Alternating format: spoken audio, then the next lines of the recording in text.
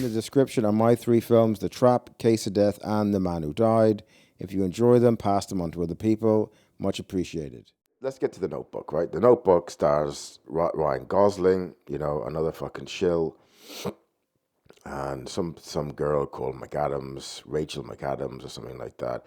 And what this film is in a nutshell, like I said, if you want to watch the film, go and watch the film. You can find it there on BitChute. You can find it wherever, right? If you have Netflix or if you have all them other streaming sites, which I don't have, I just watch things on BitChute sometimes, and 1, 2, 3 movies. Sometimes you can watch films on there. Sometimes, so, but you can find it if you want to watch it, right? Pay for it, whatever, free, whatever, right? So it's there. And the film, in a nutshell, is just about this guy running around after this woman and thinking that his life is going to have meaning, and the woman especially is going to appreciate him running after her like a fucking spa-head, right? And putting all his eggs in one basket and taking it all so seriously. All very serious. This film is very serious from the perspective of Ryan Gosling. Ryan Gosling is so serious and adamant and heartfelt about this woman he met when he was 17 or 18, and they meet years later, 7 or 8 years later. Rachel McAdams is getting engaged to somebody else, but they always have this spark, the two of them, right? So called in the movie. And it's told from the perspective of the older Ryan Gosling when he's in a home, and his wife, he will find out later on in the movie, whatever, has Alzheimer's and she can't remember anyone. And it sounds like a nice disease to me. I'd like to forget everyone. Just like, who are you? Because if you bring people into your life, anyone into your life, you're going to have to deal with that person. Doesn't matter who they are, right? And then you have, if you don't bring people into your life, it can become very lonely in loads of ways, right? It depends which way you're wired. But when you bring someone into your life, you have to deal with that person, okay? And you may not want to deal with them. You may not want to deal with their childishness and their silliness and their problems that they invent for themselves. And you can clearly see in loads of ways that people are just inventing problems so they can be dramatic about a life that is really just average at best. Everyone's life is average at best. I don't care if you're a multimillionaire or if you have loads of property and, or you have whatever. It's average at best. But still, at the same time, the idea of family, setting up a good foundation for yourself when you're younger and having a family is probably the best thing to do. But they've corrupted everything to such a point where they have men and women very suspicious of one another, So this film is aimed at young people. Okay, and the film does work in that area because if you watch the whole film, he does set down a good foundation for himself. He has a family and he has grandchildren and all that kind of stuff. You'll see that through the movie as the movie goes on, but the premise of the movie is that, women are going to appreciate some guy who is just running around after her and emotional and kind of like putting all his eggs in one basket. And he sends 365 letters, one a day for a year. But she doesn't get them because her mother hides them all the time. Jesus, man, she was waiting at the she was waiting at, how would you send 365 letters in 1 year? That means you'd have to post one every morning, but then the post office it might not work. Sometimes the letters come late and stuff, and so the mother must have been waiting. She must have had a security spot or a security hedge near the house and waiting for the post. She didn't have much to do, obviously, the mother. But she was waiting for these letters just to make, because out of a whole year, that's a lot of letter, right?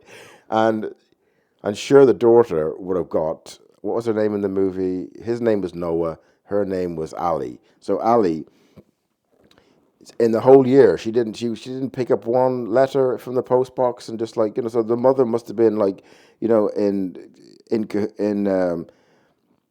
hiding somewhere, hiding in a hedge, or with binoculars, or hiding in a tree, and she was looking down to make sure she got the letter the minute it came in to the post box. And I think it's just fucking stupid, dude. She didn't get one letter. One.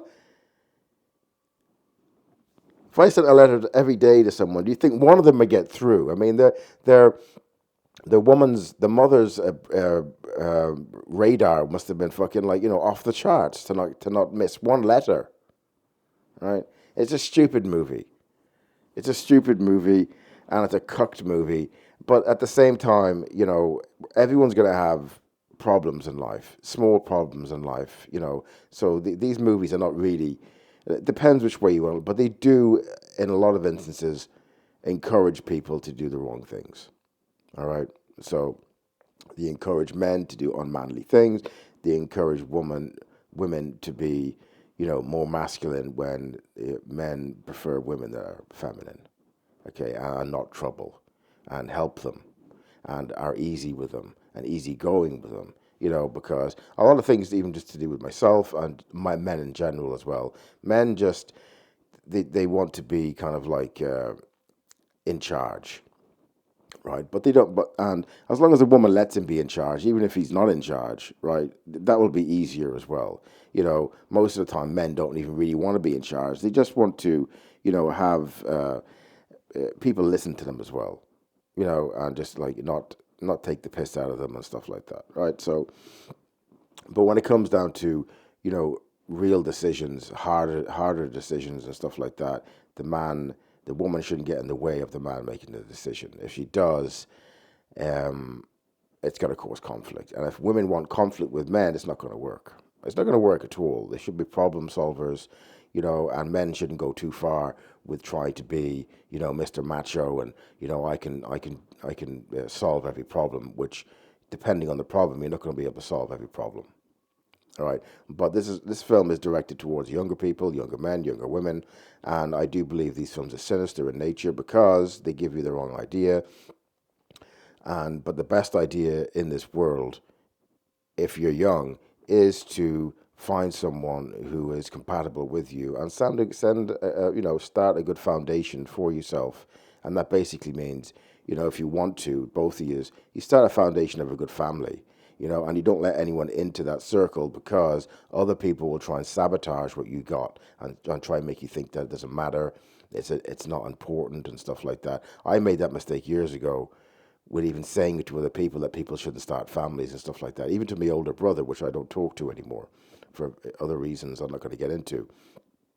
But I was wrong in that instance where I'd say, why do you want more kids and stuff like that? Well, if that's what you want to do and you're setting down a foundation for yourself, protect that. And it's not a bad thing at all. They don't want people to have children anyway, especially if you're European. They don't want you to, because of the lies about World War II and what's going on right now, segueing into something else, not the Notebook, but it's connected as well, because they don't want families and good foundations down. They want the invaders to come into Europe, and in 200 years from now, all of Europe is gone. But always remember this, at least we won World War II. Even though all of Europe will be gone in 200 years. All right? There'll be small enclaves, isn't the right word, of Europeans. There'll be small bits of Irish in Ireland. There'll be small bits of French people in France. But it'll all be Mongoloid, and it'll all be Africans and Indians, and that's what it'll be. There'll be no Europe left at all. But always remember that these movies are not propaganda, which they fucking are, and always make sure that that no matter what happens, at least we won World War II. Yeah, right. Anyway, that's my review of The Notebook. I didn't really know how to do it, and I didn't really want to do it because the film is a complete pile of shit, and I had to sit through it, and I wanted to do the review, or talk about it at least, because I sat through it again. I watched this film years ago when my daughter was maybe 1 or 2, and I watched it with her mother, and I didn't know anything about what they were doing to movies back then. Nothing about what the agenda was and how they used these movies to program you and to make sure you have a mindset that is not going to work. And that's the danger of these fucking movies. Not to say that you can't do some of the things in these movies and stuff like that, but it does give you, it gives you, it can give you, right? It can give you a formula that doesn't work. And then you're going to get confused and irritated because you're trying to do everything correct, right? We'll just say if you're with a woman or something like that, you know, and it ain't going to work. You're running around after women, you know? I mean, I've been to hell and back to do with things like that, to do with women in the past and stuff like that. I don't even want to think about it half the time because, you know, I can look now and see what the hell was I doing. And number two, I can look back in a way and go, even be sympathetic towards myself. There's a lot of suffering involved in the dynamic between men and women. A hell of a lot of suffering in secret to do with that in this world. And these people who make these fucking movies, they want you to be in pain. They want you to be confused. They want you to suffer in silence. So I say to these people who make these movies, go and fuck yourself. All right? I hope you fucking die of fucking, you know, the most excruciating death, you fucking pieces of shit. And these are the people that most people think are successful people. Even these actors must know. Why didn't they come out later on in life and start speaking about? Why doesn't Ryan Gosling come out, or Rachel McAdams, or whatever the fuck? Because they're all in that. They're all making money out of your suffering in many, many ways, right? But why didn't they come out, even if they didn't know it back then? Because he was a younger guy back then, 2004, something like that. Why doesn't Ryan Gosling come out now and say, look, don't watch The Notebook because it's not good for young men. I don't want to see young men suffering. They don't do that, right? They don't do that because they know. These people fucking know, right? They're taking into an office somewhere when their career's starting to flourish a tiny bit and saying, like, you know, this is the way the world operates, you know, and, you know, there's certain things we can't say to people and stuff like that. And just keep your head down and make your movies and read your script.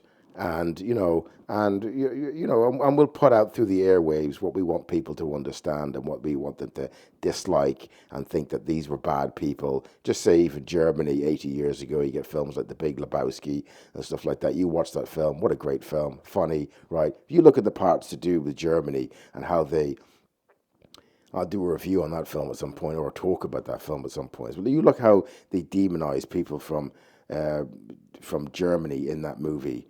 To do with laughing at them and making a mock of them and stuff like that. You know, you look at it, you watch it, and once you know the truth about certain things, you watch these movies in a different way. All right? So fuck The Notebook. These movies are aimed to hurt people in secret and in silence, right? So, and when you're younger, you don't know. And you're not going to have any, like, you're going to go to your mother and ask her. She's going to say, oh, look, that's the way to treat women. Oh, look, he's so romantic. Oh, isn't that beautiful? Don't listen to your mother. Don't listen to women at all. All right? Don't listen to any of them. Just go, yeah, oh, yeah, okay, see ya. You know, and that's it. You're better off. You're better off. You'll sleep better at night. So that's my talk on The Notebook. Total piece of shit. And I hope I never, ever, ever have to look at it ever again.